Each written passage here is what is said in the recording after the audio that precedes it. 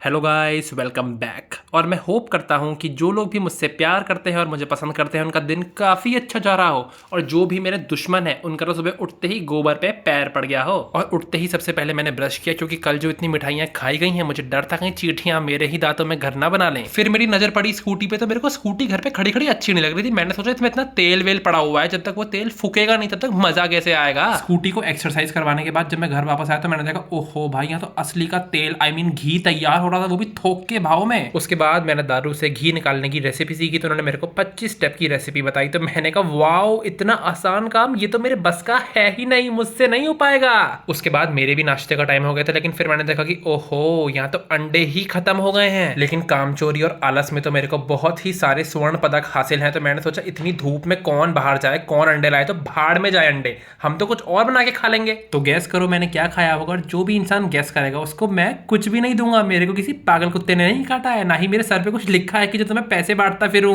जी हाँ, उसके बाद मैंने बना ली थी मैगी। मम्मी ने कहा बेटा एक काम करना, अंडे और मैगी पे ही जिंदा रहना, क्योंकि दुनिया में से बाकी सारे आइटम तो खत्म हो चुके हैं, उन्हें खाने की जरूरत ही नहीं है। फिर पता नहीं मम्मी को कहां से याद आया, वो कहती है तुम्हें पता है मैगी मसाले के अंदर छिपकली का पाउडर मिलाया जाता है। मैंने कहा मम्मी ये 12 साल पुरानी अफवाह है। मैंने कहा वो इसमें छिपकली का मिलाएं या चूहे का पाउडर मिलाएं, मैं तो तब भी मैगी खाऊंगा। ये तो मेरा फर्स्ट लव है। और मेरा शेड्यूल तो इतना तगड़ा है कि नाश्ता करते करते ही दोपहर कब हो जाती है पता ही नहीं चलता। तो इतनी देर में गौरे का भी स्कूल से वापस आ गई थी। फिर गौरे का कहती है भैया मेरे इतने अच्छे नंबर आए हैं, मैंने इतनी ऊंचाइयां हासिल करी, मुझे घर वालों से गिफ्ट में क्या मांगना चाहिए? डीएसएलआर मांगू, आईफोन मांगू, ये मांगू, वो मांगू? मैंने कहा ओ बहन, सपने से जागो, कहाँ जी रही हो? हमारे राजघराने में इस तरीके के फैशन नहीं होते, जब बड़ी हो जाओगी तो खुद लेना अपने पैसों से।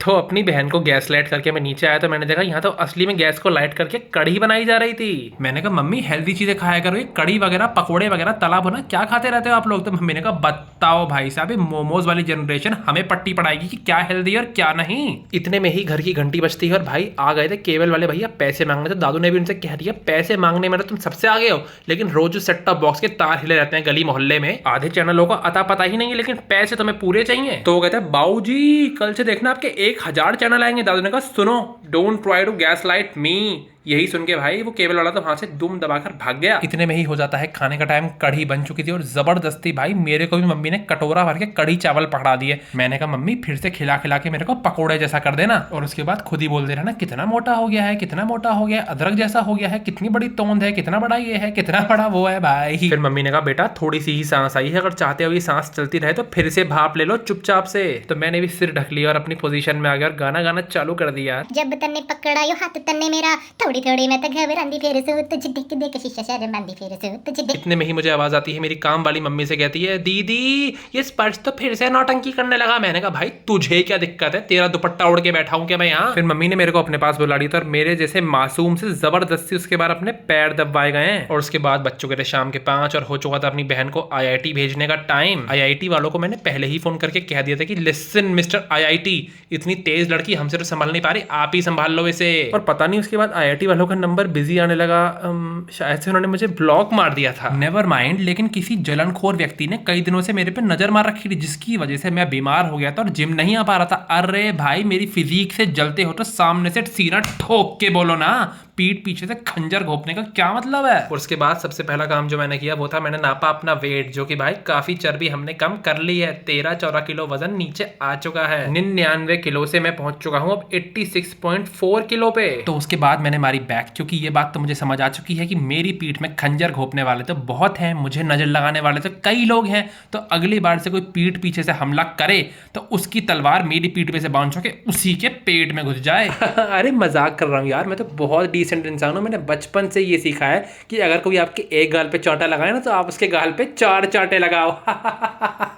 उसके बाद जैसे ही मैं घर पहुंचा तो देखा भाई डॉगी गैंग की आपस में डिस्कशन करते करते लड़ाई हो गई थी। डिसाइड ही नहीं हो पा रहा था कि कल किसका घर गंदा करना है, किसके घर पे पोटी करनी है। इन कुत्तों से बंदर वगैरह नहीं भगा जाते, लेकिन पोटी करने में तो ये सबसे आगे हैं। और घर के अंदर घुसा तो भाई टीवी पे चल रही थी खबरें, लेकिन खबरों से ज्यादा तो चिल्ला रहे थे वो। हंगामा इतना था कि ऐसा लग रहा था मोदी जी ने ट्रंप को उठा के पटक दिया और उसके चारों खाने चित्त कर दिए कुश्ती में। उसके बाद दूध को गैस पे रख के मैं रील देखने बैठ गया और भाई कांड होते होते बचा है। वो तो मैं सही टाइम पे पहुंच गया, वरना दूध निकलता, 4 गाली पड़ती मुझे ऊपर से, फिर पोंछा भी लगाना पड़ता बाद में। खा पी कर मैं उठा ही था कि इतनी देर में गौरिका आ जाती है। और आजकल तो हमारे दिमाग में ऊपर नीचे के जितने माले होते हैं सब हिल चुके हैं, क्योंकि हम खुद ज्यादा ही MTV जो देख रहे हैं, तो हम आपस में चिल्लाने लगे। आपने मेरा स्टैंड नहीं लिया तो मैं भी आज आपको फेवर नहीं कर सकता। मैं अपने स्प्लिट कॉइन्स भला आपको क्यों दूं? जिसकी प्रायोरिटी उसका कनेक्शन ही नहीं है वो किसी और का क्या होगा? Flipper flipper flipper. बहन तू तो चुप ही रह। पहले दिन तेरा बॉयफ्रेंड आके दूसरी लड़की के साथ गुलछर्रे उड़ा रहा है, कटा तेरा है मेरा नहीं। इतने में हमारी मम्मी डर जाती है, वो सोचती है किसका क्या कट गया, किसके कहाँ के कॉइन्स चले गए, किसकी प्रायोरिटी कौन बन गई। भैया इन दोनों भाई बहन ये तो दोनों गॉन केस हो चुके हैं। इन दोनों को देख के तो पागल खाने वाले भी डर जाएं। उसके बाद हम दोनों वापस से नॉर्मल हो गए थे और चुपचाप खाना खाने बैठ गए थे। इतने में ही भाई मम्मी मिठाई लेके जाती हैं।